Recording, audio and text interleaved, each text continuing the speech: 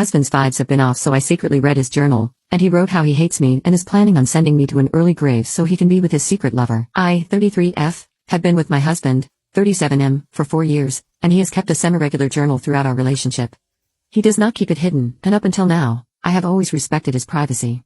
Recently, after we had a heated conversation, I don't know what came over me, but my gut told me to take a peek into his journal, so I waited until after he left for work and then started reading it. He wrote several times that he hates me, and at one point, he said when I was sick, he hoped I would just unalive.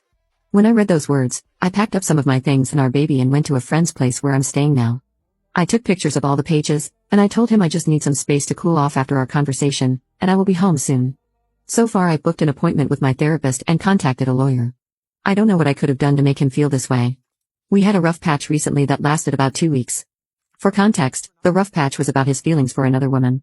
He didn't cheat, but his friendship with her makes me uncomfortable. The part of the journal where he says he hates me was written as a love letter to her, and he says he thinks about me unaliving and being replaced. It was a dark time, but we pulled through. There was no violence, no moments where I was afraid of him, just sincere conversations about difficult feelings. The notes of hatred correspond with that rough patch. The rest of the journal is tame and reflects the man I know and love, mostly little self-pep talks around work and family stuff, goals, and habit tracking. He has sent me several warm messages since I left. He says he's glad I'm taking space for myself, that he looks forward to reconnecting when I come home, it's okay to have little hiccups, that he loves me, etc. I was sure our relationship was over the moment I read that he hates me, or even the moment I felt the need to violate his privacy, but the warm messages and the rest of the journal have me wavering a little. I understand the need to blow off steam when things are tense, and journaling is a healthy way to do that, but never in even our darkest moments have I fantasized about him unaliving. Splitting up maybe, but this feels so sinister. I don't know how I could ever feel safe around him again. Am I overreacting here? Has anyone else had similar thoughts about a spouse that they then got over, or is this a man I need to protect myself and my baby from? Update 1. Thank you so much for all the advice and words of encouragement. Some of it was tough to read, but still deeply appreciated. I wanted to provide an update because a lot of people were concerned for my safety. I took a commenter's advice and sent the pictures to a trusted friend. She pointed out that a passage I initially read as, "Every day I think about telling her," actually very clearly says, "Every day I think about unaliving her." I guess my brain couldn't comprehend that at first.